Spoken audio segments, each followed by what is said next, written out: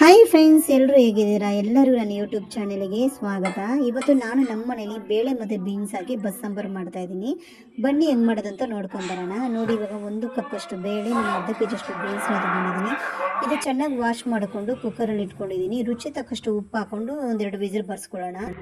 ಈಗ ಸಾಂಬಾರಿಗೆ ನಾನು ಒಂದು ಈರುಳ್ಳಿ, ಒಂದು 4 ಮೆಣಸಿನ್ಕಾಯಿ, ಸ್ವಲ್ಪ ಬೆಳ್ಳುಳ್ಳಿ, ಒಂದು 1/4 ಸ್ಪೂನಷ್ಟು ಜೀರಿಗೆ ಹಾಕ್ಕೊಂಡಿದ್ದೀನಿ.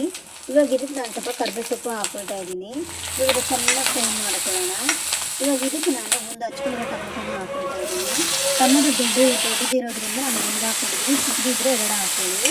ಈಗ ಚೆನ್ನಾಗಿ ಟೊಮೆಟೊನ ಫ್ರೈ ಮಾಡ್ಕೊಂಡ್ಮೇಲೆ ನೋಡಿ, ಈಗ ಬೇಳೆ ಮತ್ತು ಬೀನ್ಸ್ ರೆಡಿಯಾಗಿದೆ, ಬೆಂದಿದೆ. ಇವಾಗ ಇದರಲ್ಲಿ ನಾನು ಒಂದು 3 ಸ್ಪೂನಷ್ಟು ಬೇಳೆ ತೊಗೊಳ್ತಾ ಇದ್ದೀನಿ.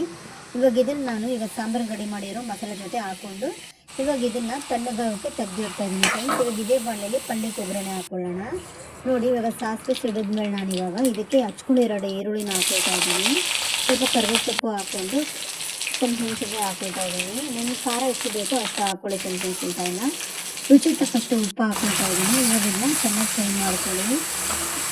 ಈರುಳ್ಳಿಯನ್ನು ಫುಲ್ಲು ಫ್ರೈ ಮಾಡೋದು ಬೇಡ, ಹಾಫ್ ಬಾಯ್ಲ್ ಮಾಡಿಕೊಂಡ್ರೆ ಸಾಕು. ನೋಡಿ, ಈ ರೀತಿ. ಇವಾಗ ಇದಕ್ಕೆ ನಾನು ಬೇಯಿಸ್ಕೊಂಡಿರೋ ಬೇಳೆ ಮತ್ತು ಬೀನ್ಸ್ನ ಹಾಕ್ಕೊಳ್ತಾ ಇದ್ದೀನಿ.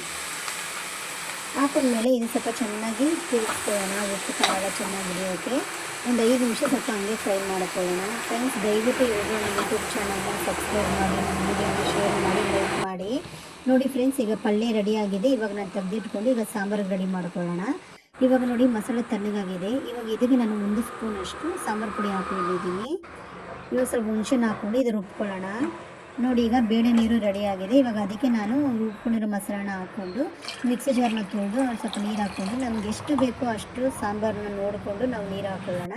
ರುಚಿ ತಕ್ಕಷ್ಟು ಉಪ್ಪು ಹಾಕ್ಕೊಳ್ತಾ ಇದ್ದೀನಿ. ಇದಕ್ಕೆ ಸ್ವಲ್ಪ ಕರಿಬೇವು ಸೊಪ್ಪು ಹಾಕ್ಕೊಂಡು ಚೆನ್ನಾಗಿ ತಿರುಗಿಸ್ಕೊಂಡು ಇದು ಉಪ್ಪು ಖಾರ ಎಲ್ಲ ನೋಡಿಕೊಂಡು ಆಮೇಲೆ ನಾನಿಂದ ಕುದಿಯೋಕೆ ಇಟ್ಕೊಳ್ತಾ ಇದ್ದೀನಿ. ಒಂದು 10 ನಿಮಿಷ ಚೆನ್ನಾಗಿ ಕುದಿಸ್ಕೊಳ್ತಾ ಇದ್ದೀನಿ. ನೋಡಿ, ಚೆನ್ನಾಗಿ ಕುದೀತಾ ಇದೆ.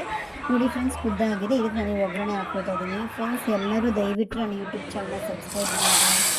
Thank you friends. ಬಿಸಿ ಬಿಸಿ ಬೇಳೆ ಬೀನ್ಸ್ ಸಾಂಬಾರು ರೆಡಿಯಾಗಿದೆ ನೋಡಿ. Thank you.